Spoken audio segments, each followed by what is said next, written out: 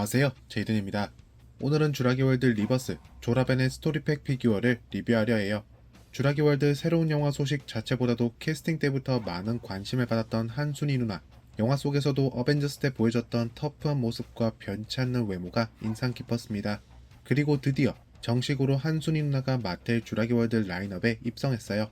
헨리 루미스 박사와 동일하게 꽤나 영화 속 모습과 비슷하게 뽑힌 것 같긴 한데 자세한 건 제품 리뷰하면서 살펴보도록 하겠습니다. 조라벤의 스토리팩은 헨리 루미스 박사와 동일한 사이즈의 박스, 리버스 디자인이 적용된 마텔의 골판지 박스에 담겼는데요. 스토리팩이다 보니 휴먼 피규어 1, 공룡 피규어 1, 액세서리 구성까지는 예측을 할 수가 있었는데 영화 속 조라 베넷의 활약을 생각해 본다면 함께 포함된 공룡이 벨로시랩터라는 게 의아하죠. 뮤타돈이 있어야 할 터인데 영화 속에서 몇 초 나왔던 랩터가 포함된 것이 많이 의문인 상황. 이거 사실 뮤타돈이 아니라 벨로시랩터가 등장했어야 했던 게 원래 스토리 설정이 아니었을까 싶기도 합니다. 박스의 뒷면에는 제품의 구성품을 설명하는 사진을 다시 한번 확인할 수가 있는데요. 구성품 중 특이한 것은 없는 것 같은데 액세서리 가방이 헨리 박사처럼 열고 닫히나 봅니다. 그리고 왼쪽 하단에는 이번 웨이브로 함께 포함된 헨리 루미스 박사 피규어의 사진까지. 해당 제품은 이전에 제 채널에서 리뷰를 했기 때문에 함께 확인해주시면 좋을 것 같습니다. 조라벤의 스토리팩 피규어 구성품들을 모두 개봉. 개인적으로 이번 스토리팩은 랩터와 휴먼 피규어 모두 기대를 하고 있었기 때문에 저는 매우 만족합니다. 랩터는 기존의 마텔 어택백 랩터와는 전혀 다른 새로운 조형, 새로운 도색이 적용됐고 한수리 누나 역시 실제 모습과 완전히 똑같지는 않다지만 리버스 라인업 휴먼 피규어 수집 자체가 컬렉터로서 굉장히 의미가 있는 부분이니까요. 벨로시랩터 피규어 어택백 라인업 치곤 정말 잘 나와준 것 같은데 영화 속에서는 제대로 된 활약도 없었으니 다시 한번 아쉽다 라는 생각이 크게 드는 부분입니다. 그럼 리뷰는 벨로시랩터, 휴먼 피규어, 액세서리 순서대로 진행해 볼게요. 가장 먼저 살펴볼 벨로시랩터 피규어, 주라기월드 리버스 라인업다운 새로운 조형이나 도색이 돋보입니다. 리버스 라인업에서도 해당 랩터가 수도 없이 발매될 것 같은 느낌적인 느낌이 드는데 일단 제 채널에서는 공식적으로 처음 만나는 리버스 랩터 피규어이기 때문에 굉장히 신박하다는 느낌을 제대로 주는 제품입니다. 가장 먼저 살펴볼 공룡의 머리, 조형은 이전의 마텔 랩터 피규어에 적용된 것과 비슷한 느낌인데요. 대신 도색이나 피부 질감의 표현 정도는 확 달라졌답니다. 머리에만 벌써 3가지, 아니 4가지의 색이 적용된 모습인데요. 주둥이 가장 앞쪽의 황토색, 그리고 뒤로 갈수록 금색의 무늬, 파란색의 무늬로 전환이 이루어지고 그 위로는 검정색의 스트라이프 줄무늬까지 새겨진 모습인데요. 어택백 라인업 정도의 랩터라고 생각하면 좋을 것 같은데 이 정도의 도색 마무리라면 정말 양반이라 할 수 있죠. 공룡이로는 주황색으로, 동공은 검정색으로 마무리됐습니다. 아래턱 역시 어택백 제품치고는 선명한 파충류 비늘 같은 모습이 적용된 것이 상당히 인상 깊어요. 도색 역시 위턱 혹은 메인 베이스 색상과는 또 다른 오프화이트 색상으로 마무리됐고 관절 역시 적용되기 때문에 가동이 가능합니다. 대신에 이빨은 그냥저냥 이 정도 피규어에서 만족할 만한 수준, 도색의 마무리가 그렇게 깔끔하다고 할 수는 없을 것 같고요. 아래턱은 하나의 몰드에다가 혓바닥, 그리고 이빨 모든 것이 함께 조형된 마텔스러운 마무리를 보여줍니다. 혓바닥이나 아래턱의 잇몸 부위, 그리고 뺨 쪽의 힘줄은 핑크색과 유광 처리로 마무리, 하지만 위립천장 도색은 생략됐네요. 공룡의 목, 머리 위에서부터는 주라기공원 3편 벨로시랩터처럼 퀼이 솟아났어요. 다행히도 메인 바디 컬러와 동일한 것이 아닌 검정색으로 별도로 도색 완료. 그리고 목에는 일정한 간격으로 돌기와 함께 스트라이프 무늬들도 4개나 놓여있고 주름과 함께 피부 질감 표현들도 섬세하게 놓인 모습 나쁘지 않아요. 그리고 목의 아래쪽으로 갈수록 자연스러운 색전한 모습까지 확인 가능합니다.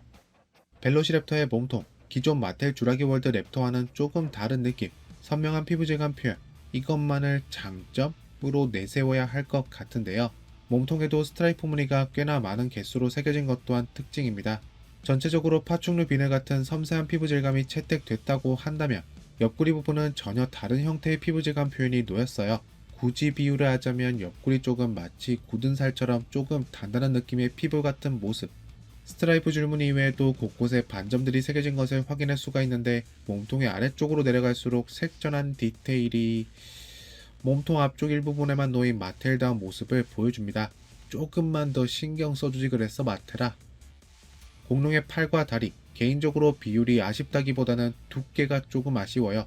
두 부분 모두 공룡의 전체적인 크기에 비해서 너무 두꺼운 것 같달까요? 조금만 얇았으면 더 좋았을 것 같네요. 앞팔은 그렇게 크게 강조해서 설명드릴 부분 없겠습니다. 피부 질감 표현과 함께 근육 표현, 반점들과 함께 손가락 3개 모두 별도로 조형이 완료됐고 손톱 역시 표현은 됐다지만 도색은 생략된 아쉬운 모습.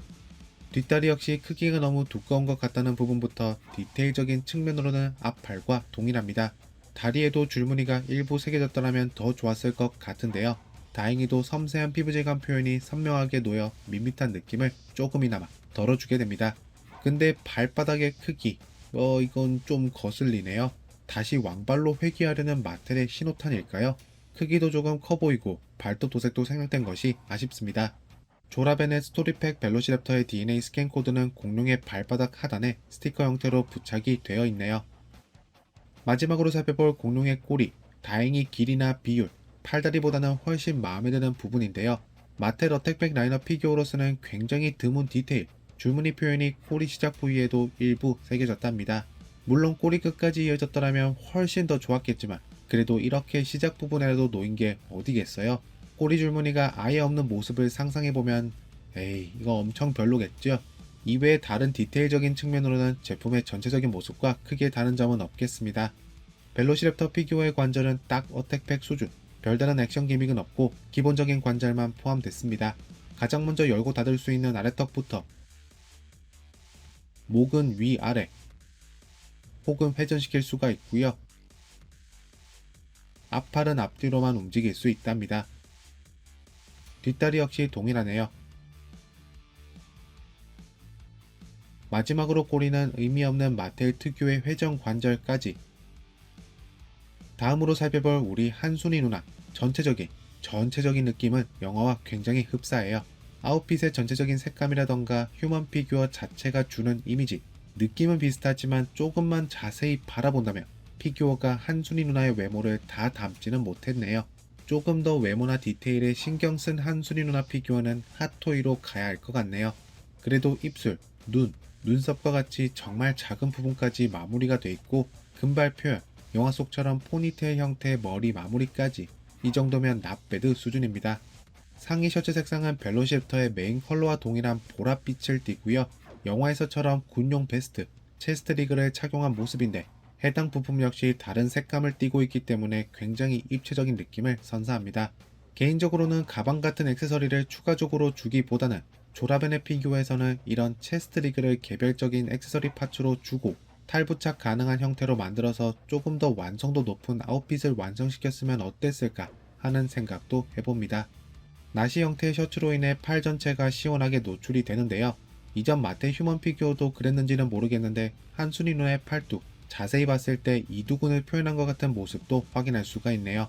그리고 오른쪽 손목에는 검정색의 손목시계 역시 표현되는데 크기가 너무 작아서 시침이나 분침까지는 모두 표현이나 도색이 안 됐다고는 하지만 손목시계 자체의 표현이라는 노력에 박수를 줘야 할 것 같습니다. 벨트 역시 조형됐고 회색으로 도색됐네요.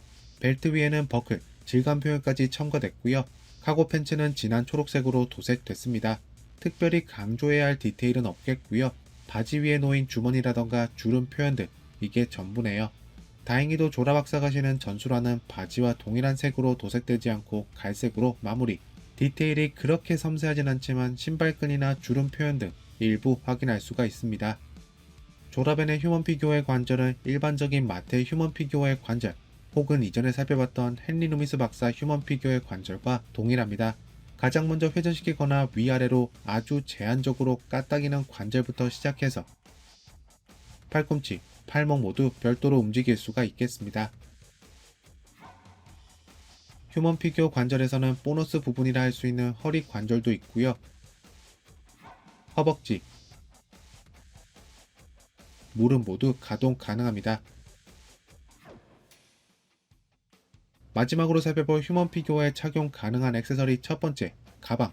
헨리 루미스 박사가 착용했던 가방처럼 가방 전체에 첨가된 질감 표현은 없는 것보다는 낫다 수준.